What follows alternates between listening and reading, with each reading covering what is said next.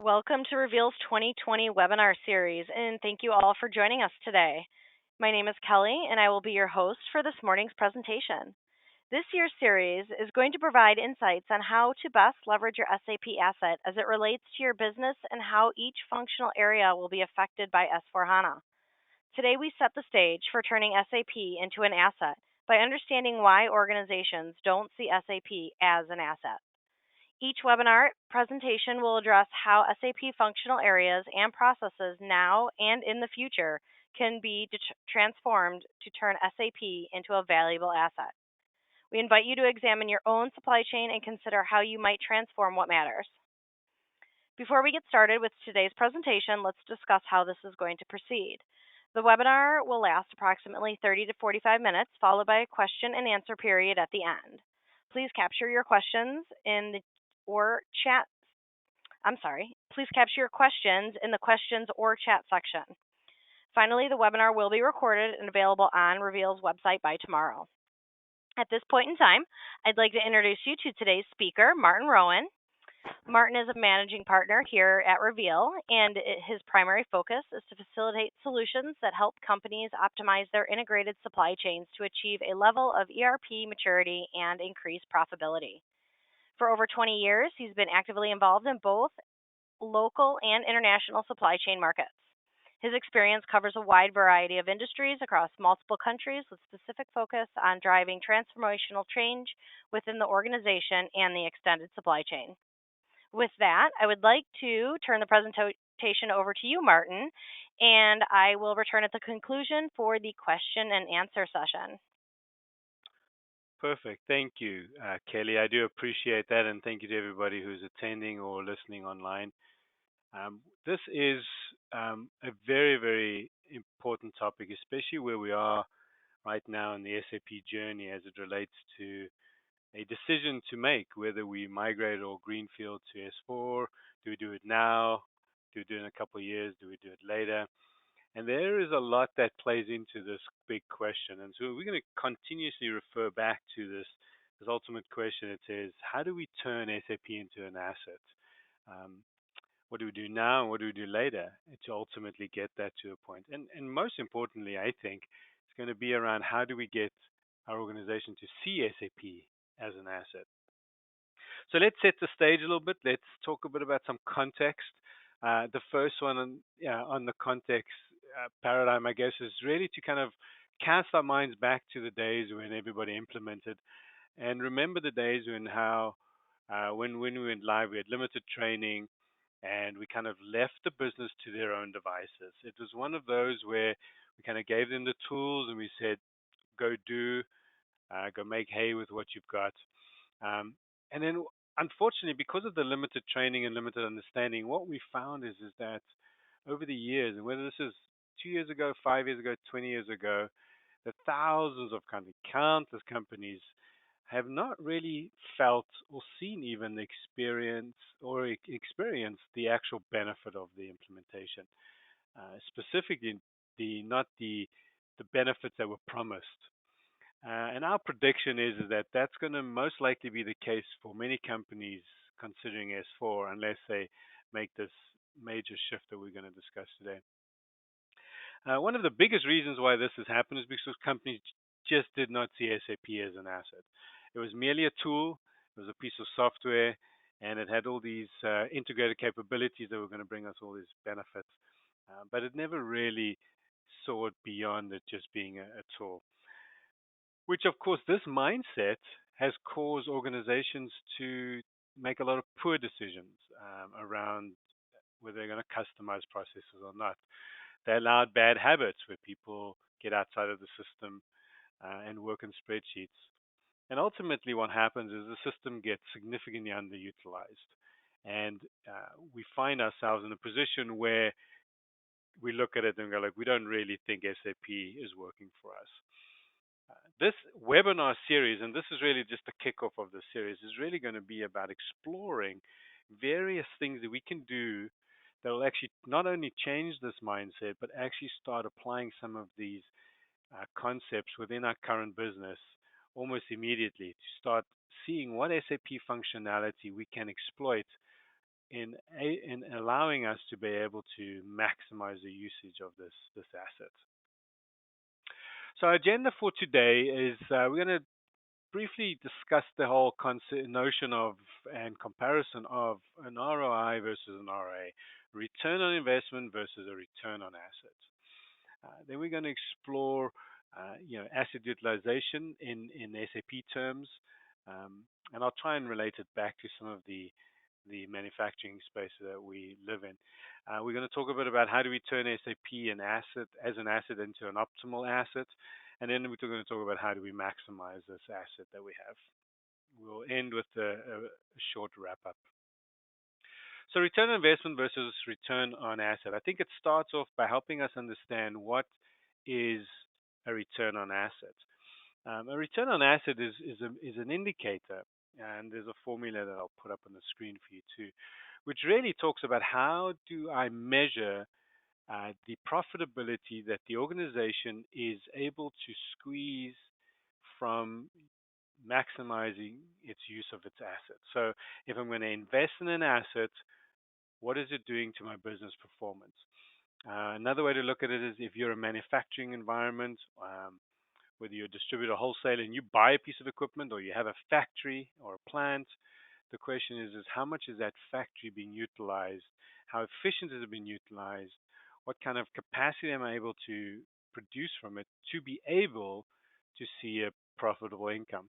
And that income is basically the return on that asset. And so a higher return on asset is a lot got to do with obviously high asset utilization, operational excellence, efficient capital expenditure, and obviously technical integrity.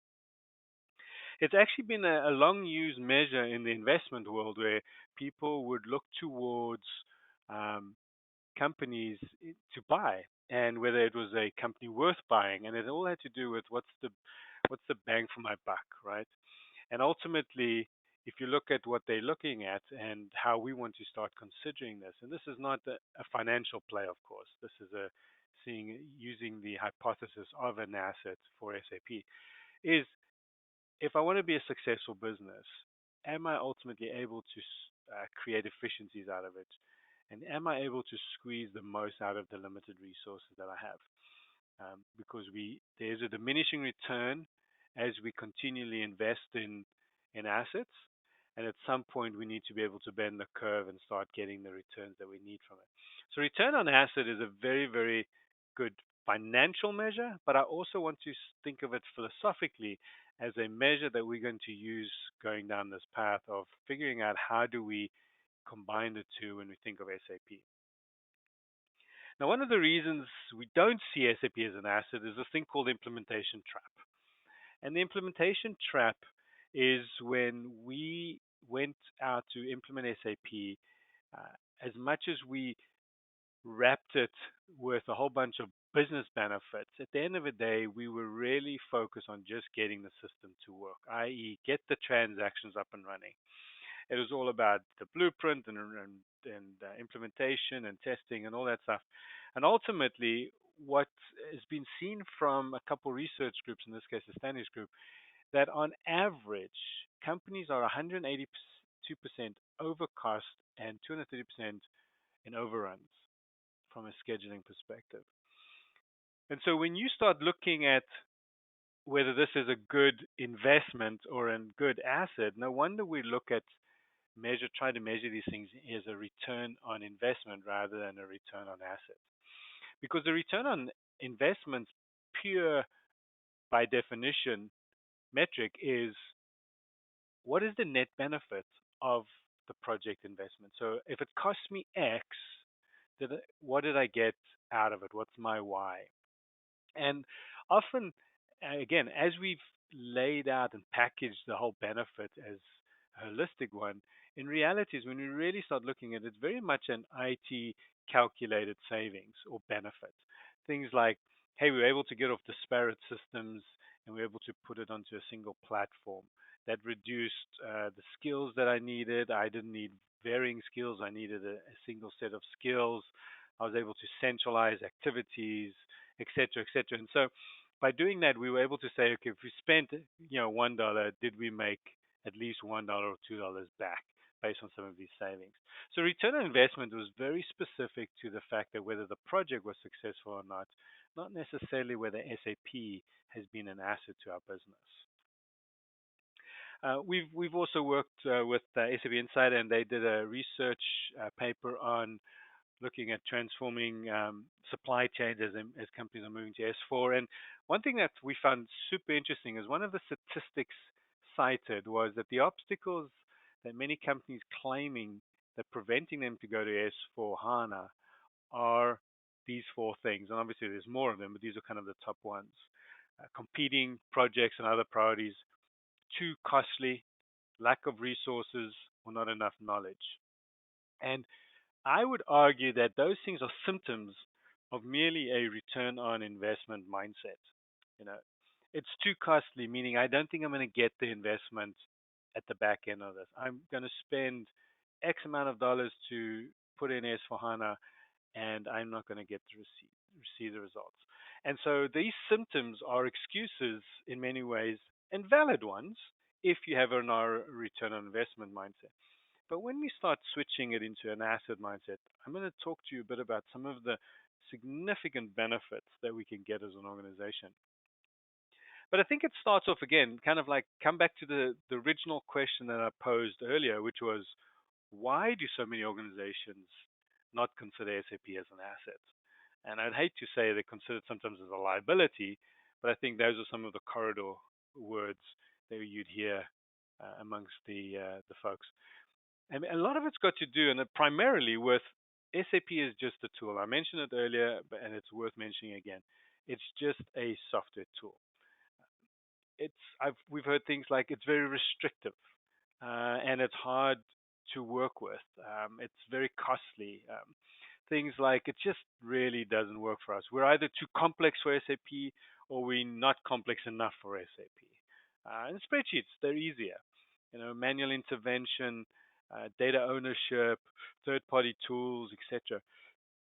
They kind of become the norm and the order of the day, and it prevents us from seeing SAP as this asset that can truly turn our organization into a high-performing business.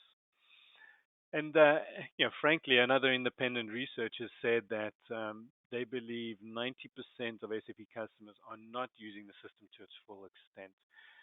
I think our research has shown closer to probably like 80, 85, but that's close enough. It's still in the top percentiles in terms of being able to not capitalize on this investment. And coming back to it, mostly because I'm trying to get a return for the money I spend rather than seeing what can this asset do to my business to really provide me a significant return on investment. And so really what we end up with is a very, very high performing asset, i.e. SAP, and we're stuck in first gear. We are unable to let it use its fullest capability of this asset to be able to move this business forward that we're trying to take to the next level. And as we transform into the digital world, what does that look like? I'll give you a good example. If you think of SAP as your nervous system of your business, and SAP had to be down for a day, God forbid, right, or a week, would your business still be able to run? Most cases, people will say probably not, but which implies that it is the central nervous system of your business. It is probably one of the most significant assets. It's like saying a plant is shut down for a day or a week.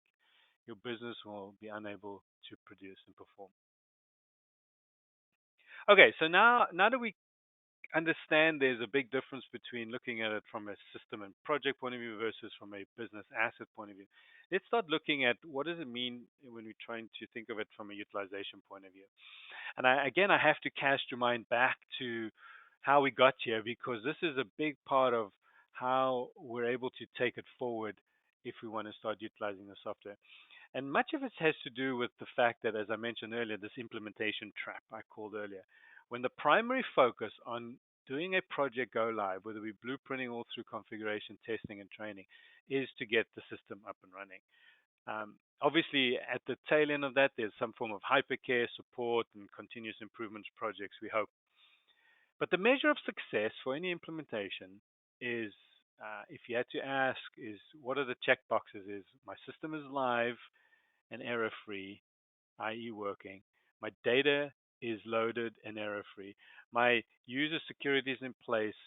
My design hopefully matches my business need. The solution is documented. The users are trained, and support is available. It's kind of this checkbox. And if I've gone live with that, I can basically say I'm happy and successfully implemented SAP. However, the challenge with that is if you start considering costs, IT effort and cost. The IT effort obviously is a cost that will increase during the implementation, but what happens is one where you think it tapers down doesn't really. It kind of flatlines a little bit. A lot of it's got to do with some of the stuff I'm going to talk about now. Because if you start looking at overlaying that with the business effort, right, you'll see the business effort is high up on the blueprint, minimizes maybe a little on the config, but then it increases. And funny enough, the effort to continue to manage SAP slowly creeps up. It doesn't actually get easier; it gets actually worse. And that has a lot to do with these following challenges. One, and one of the primary ones is besides not seeing it as an asset, we never really gave the business ownership of the system.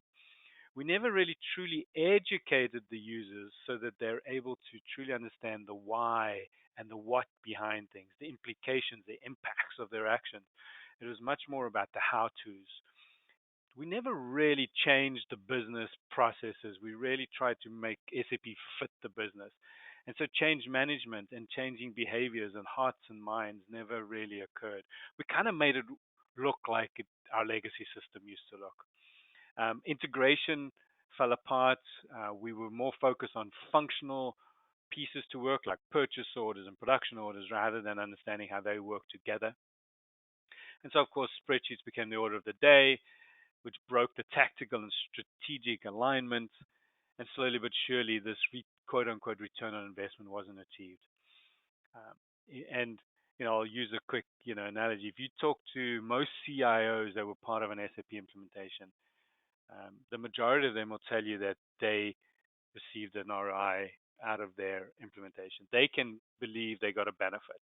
And for those reasons I've said earlier, one is because the measure of success was the systems up and running, and I've been able to eliminate all my disparate systems and consolidate teams and software. If you talk to most CEOs, they'll tell you, I'm not sure I got a benefit. My business, I did not see a significant improvement in my business. I didn't see my profitability go up or my inventories come down or my service levels go up, i.e., my revenues have increased.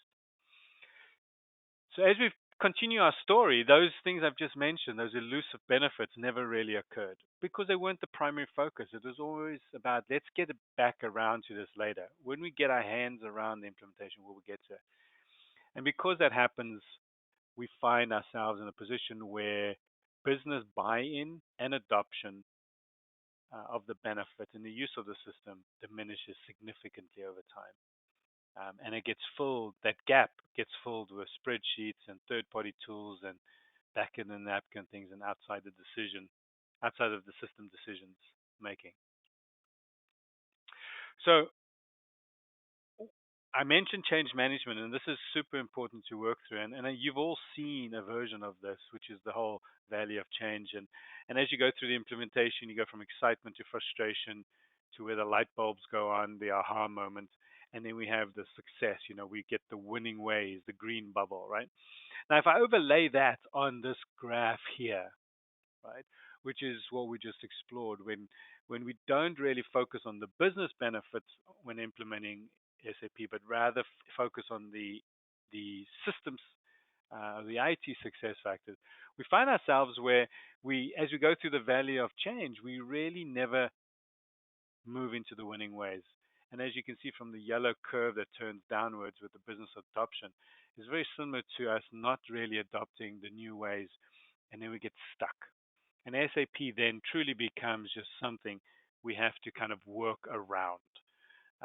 So with all those common problems that I mentioned, the results just mean that my users grow more frustrated, I trust the data less, my service levels degrade, my demand for IT actually spikes because there's a lot more firefighting and hand holding going on. Operational costs because now suddenly I have to hire more expediters and more planners, and because the system's not doing as much automation as I expected. And so, we all have good intentions, so we will get the job done. So we'll get it done one way or the other, and often that's around system and around SAP. And because of that, the utilization of this asset that we've implemented just continues to diminish over time more and more. So one way for you to think about this, and one way for you to consider um, your utilization of the SAP system, is to kind of map your business against this illustration. Now, this illustration, in a perfect world, if you're a manufacturer, wholesaler, distributor, you're doing some version of this where there's some long-term planning on the strategic components, some version of sales and operations planning that is fed through forecasts and capacities and business plans that drives my demand. MRP is at the heart of it. It takes that demand and it tries to distribute the supply requirements. Either I got to make it, I got to buy it, and then I am supported by all my warehouse facility functionality, my finance, quality, maintenance, etc., as I'm buying, making, and selling my goods. What you want to do then is start looking at where do I use third-party tools and where do I use spreadsheets and where have I broken the integration of this process. Hopefully yours doesn't look like this, but sadly what we have found is that most companies have found themselves in around the 15 to 25% asset utilization or SAP capability usage over the last 20 years. Um, and we see the same percentage again, whether a company's been live for 5 years or 20 years. Frankly, the longer you're live, we find that it actually diminishes because people get used to working outside of the system. Which, if you were a manufacturing guy and you bought a piece of equipment for a couple $1 million and you were using it at 15, 25% utilization, you most likely wouldn't, you'd be looking for another job. It is not something that is acceptable, not if this is considered an asset or more specifically, the nervous system of my business. So we feel like this, often feel like this, right? Where there's this feeling of, frustration, and hopefully I'm getting a few smiles as I show you this picture because this is a very common scene when we go into SAP centric companies. Okay, so when we think of a utilization, we want to say, okay, we've now established that we're at about 15, 25%. Maybe not. I'm going to talk a bit about where you can establish yourself. But that kind of helps us understand how we measure utilization of this asset. How much of this are we using? Not only because it's not working for us, but also because it's either not implemented or because we just don't trust it or it's just not producing what we need to. So when we start thinking about asset optimization, we really have to think about where we are. You never know where you need to go until you've determined where you're at. And for those of you who follow Reveal, have seen our business maturity continuum multiple times. It's at the core of our philosophy and our ability to help organizations mature. And business maturity is a company's measure as to how well they can leverage the technology to meet their business goals. And so what I've tried to do here, as I've laid out this maturity continuum, and I'll explain it briefly here in a few seconds, is then try to then map over that what does typical utilization of SAP like, depending on which level you're in. So, for instance, if your system is working as intended, the transactions function, you've got a single source of truth for the most part, and that your system you've eliminated most of your multiple softwares, you're kind of in level one, right? Your level one maturity, you're kind of stable. Okay. When you move to level two business maturity, then you're basically trust the data. There are exceptions that are happening and that you can actually trust the exceptions that are occurring. You don't have old documents in the system. You don't overdue documents. Everything is is real time. You don't have old journal entries and reconciliations happening after the fact. Everything's happening in real time transactions.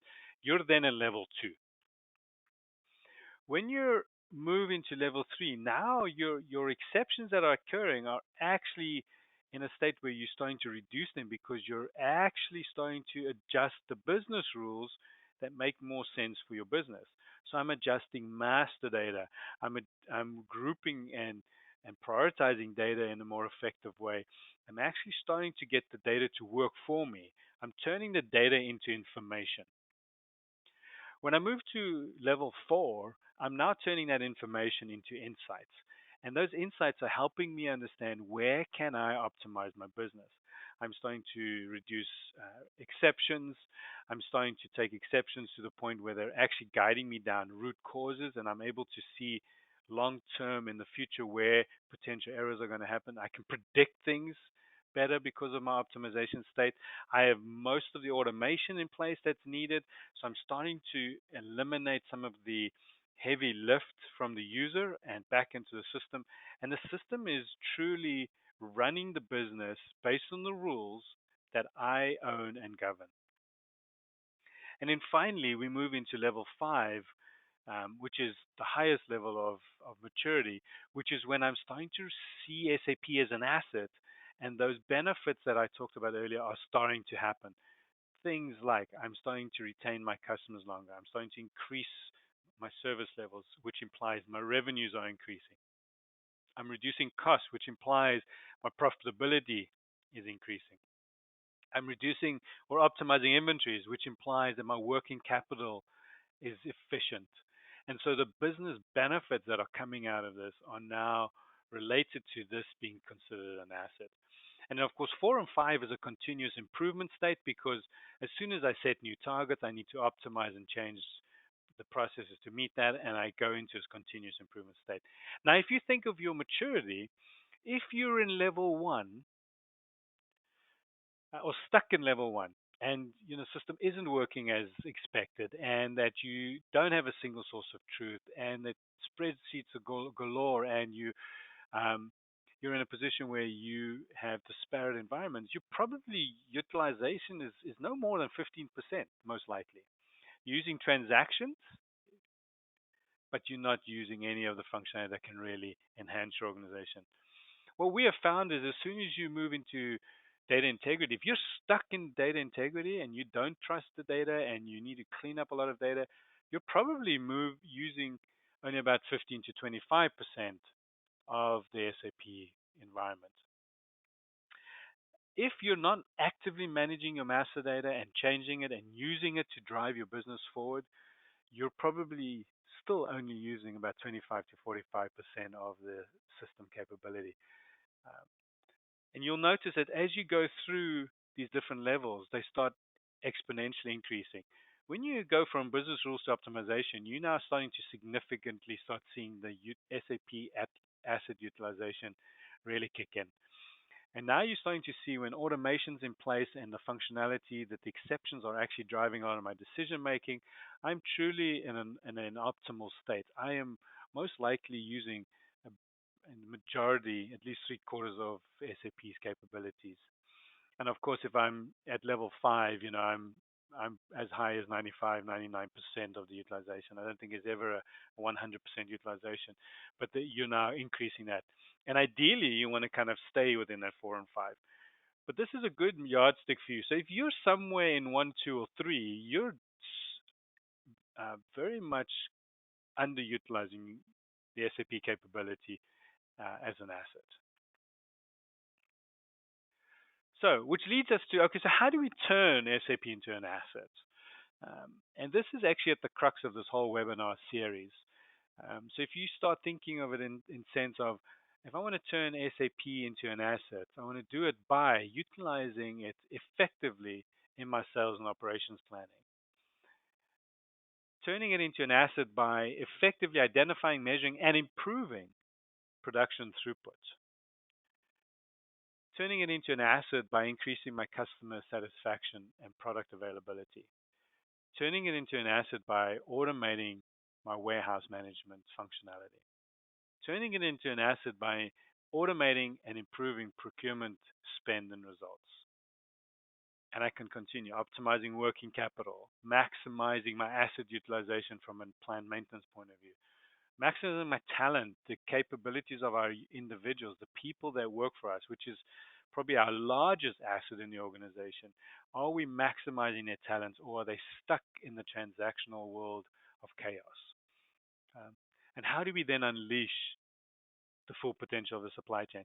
So each one of these topics, each one of these blue boxes, these 9 blue boxes, is going to be a webinar series in its own right for the continuous period of this year, every month, which we'll lay out a schedule at the end. So if we're going to tackle those to help us optimize, let's quickly talk a bit about the notion of how do we now maximize the asset utilization. What does asset maximization look like? So in simple terms, that's S/4HANA. That's when we're in a position where we can say, if and when SAP is considered a fully utilized asset and we move to S/4HANA, we are truly going to be maximizing this asset because SAP HANA runs live. It is very efficient in the way it processes data. It is very automated. It's creating very powerful planning and long-term uh, planning kind of tools, sales and operations planning. And so ultimately, as a software, if you think of SAP, this is taking it to that next level.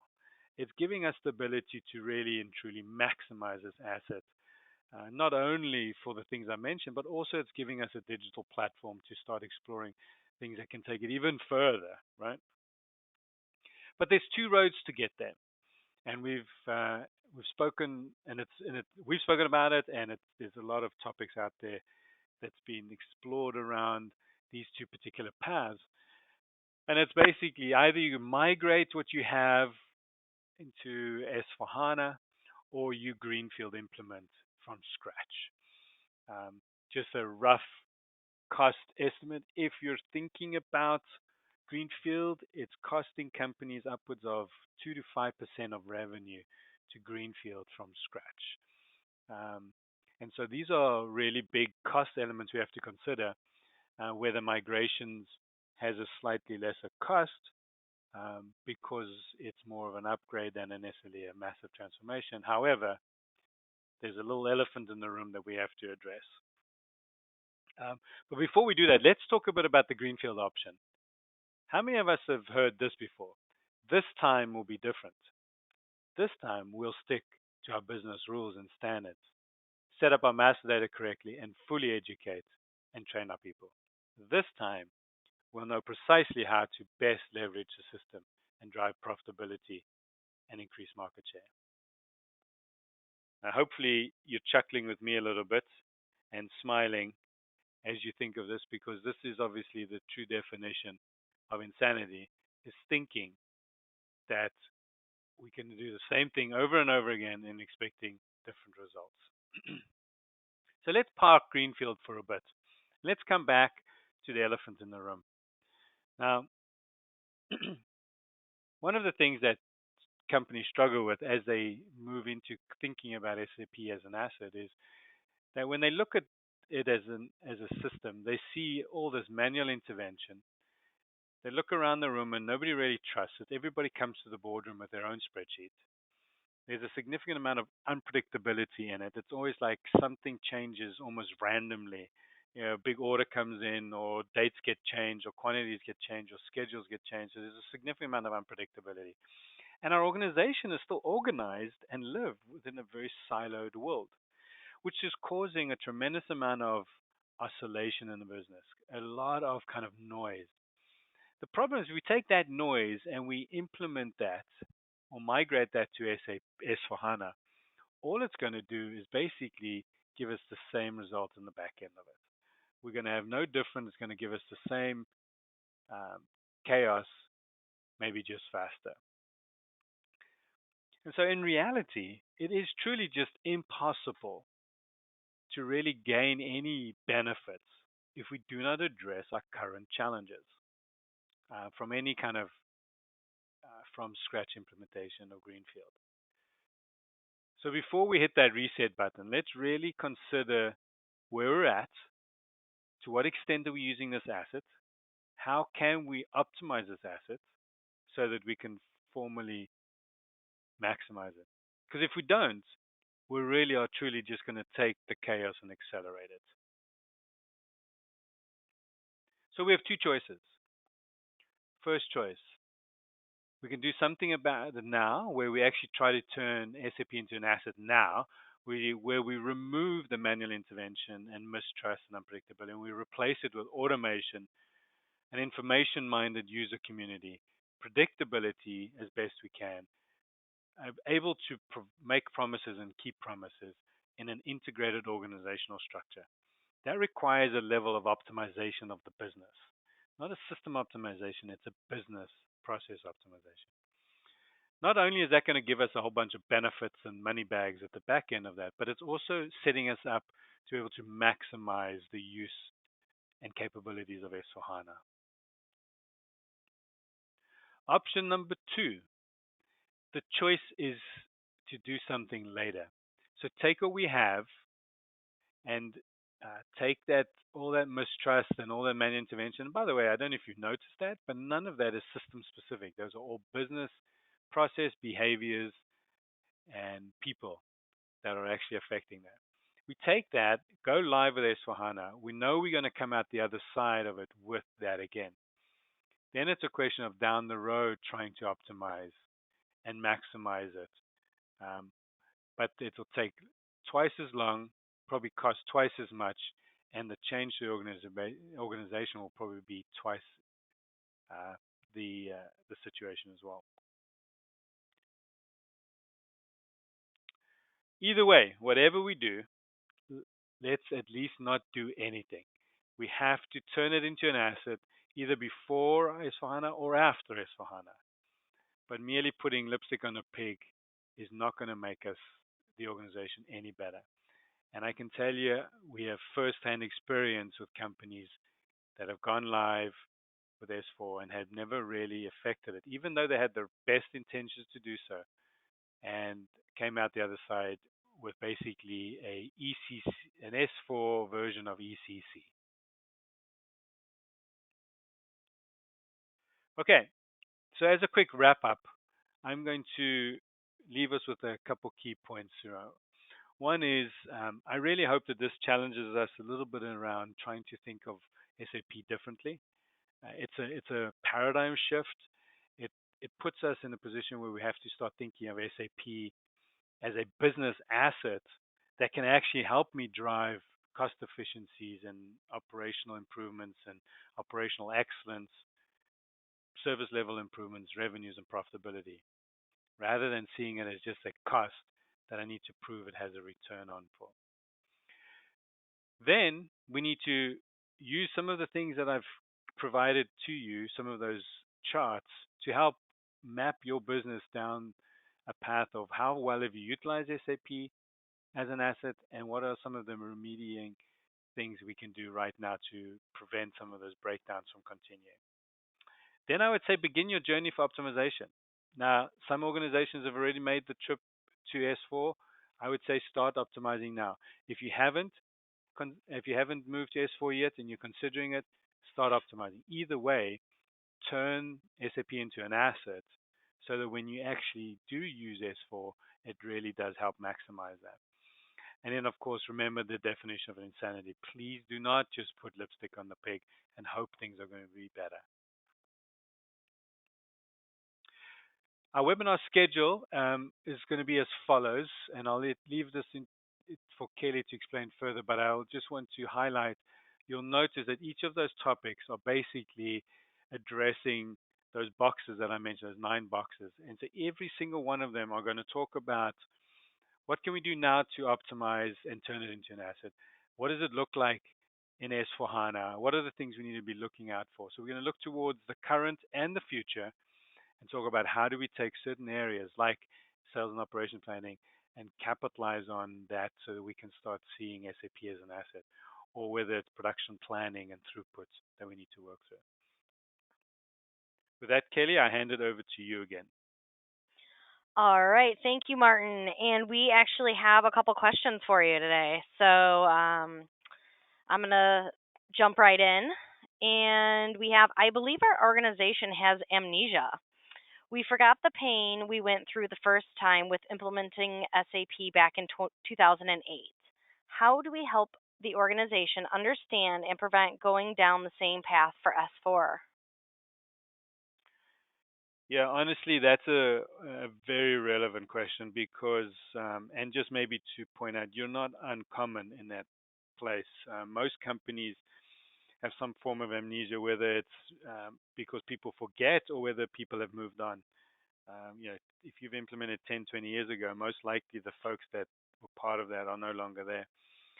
And so, how do we then help you get your organization to understand the implications of going greenfield again or going some option that prevents us from really capitalizing SAP as an asset? I would say the first thing is we need to um, start with these words and start letting people understand that SAP can actually be an asset. And again, I comfortable that you guys share and use some of the slides that we've used here as part of your conversation because it's really important to get a groundswell for people to understand that it's valuable.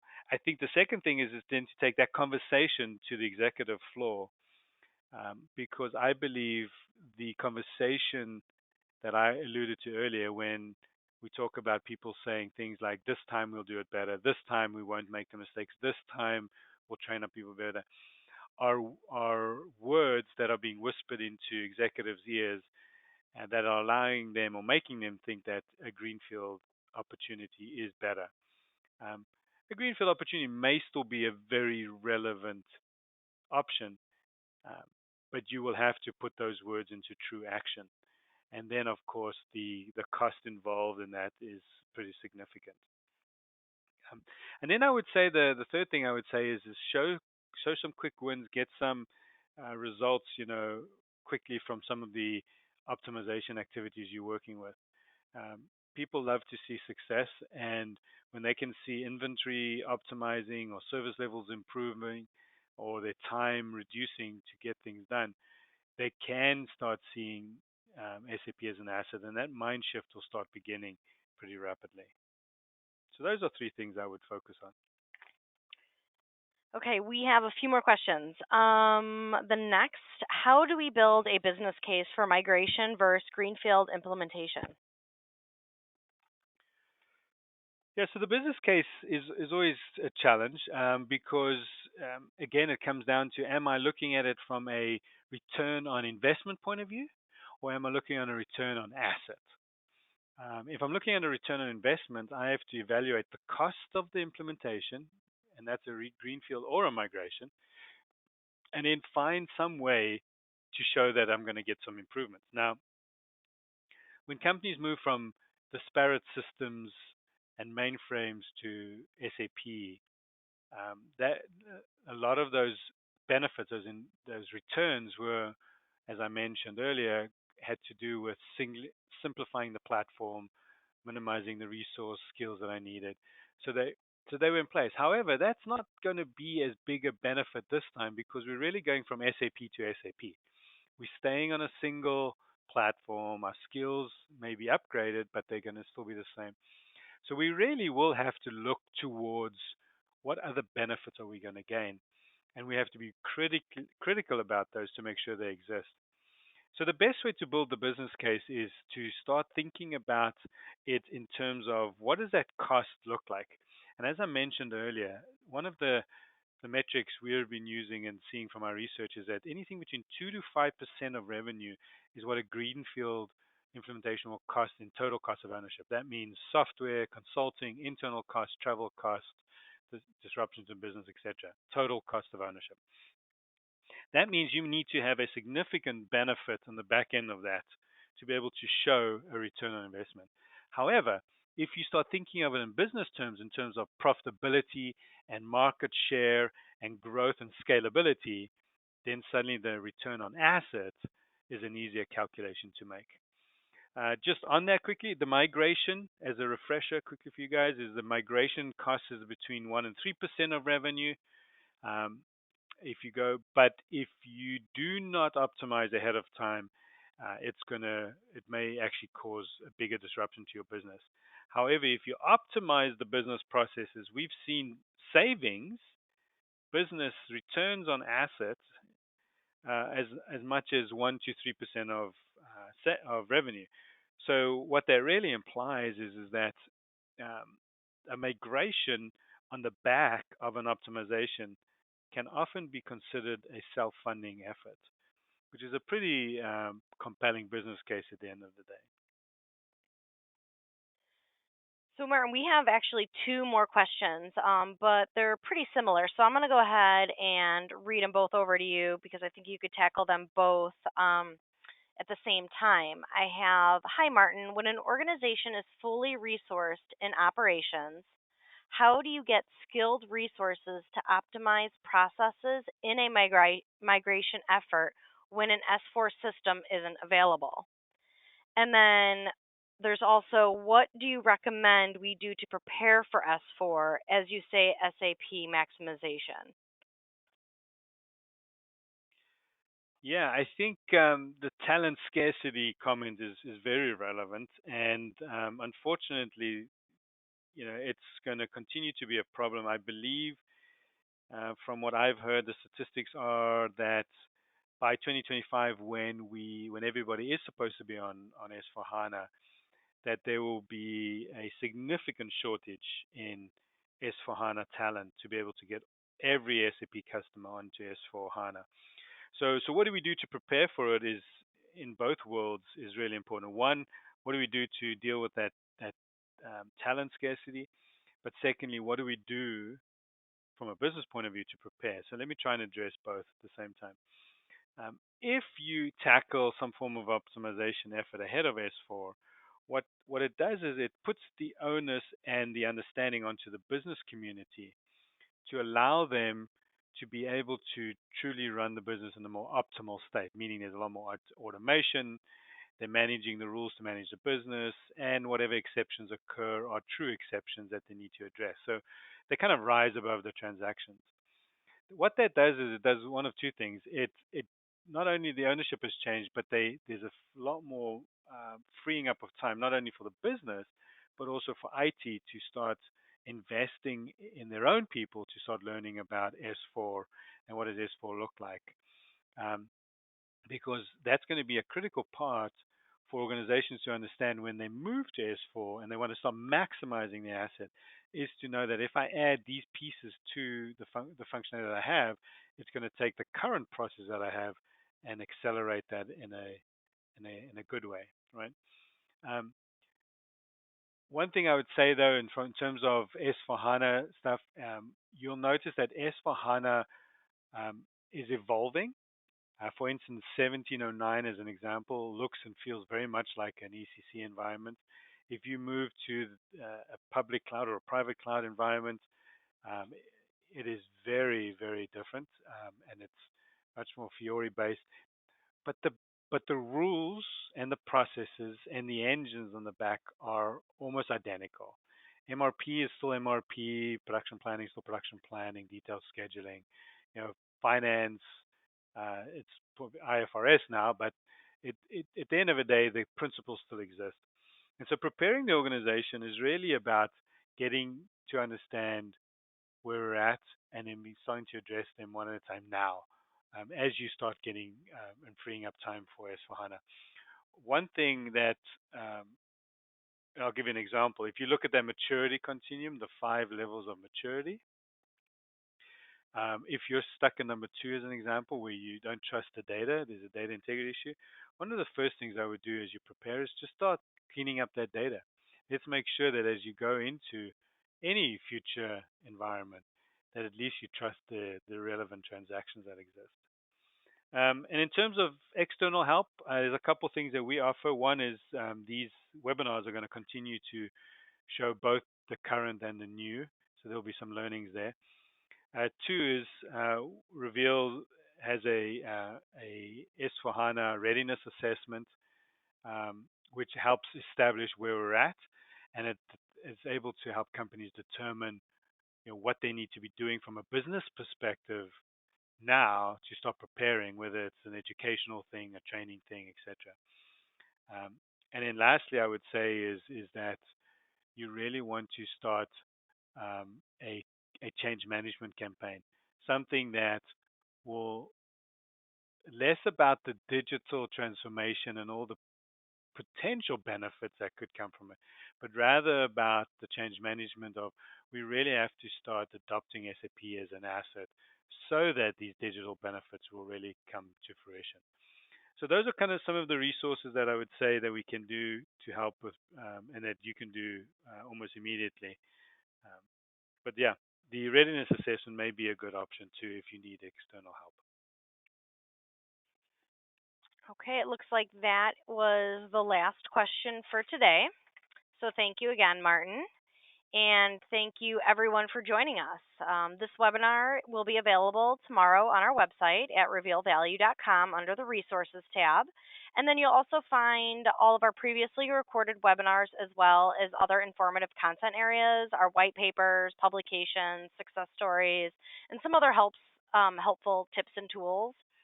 So before you go, our next webinar takes place February 19th, turning SAP into an asset by utilizing it effectively in sales and operation planning, IBP, and it will be presented by Christy Bain. And then we'll go ahead and send out that information to you well in advance and hope you can attend. With that, have a great day and thanks again for joining us.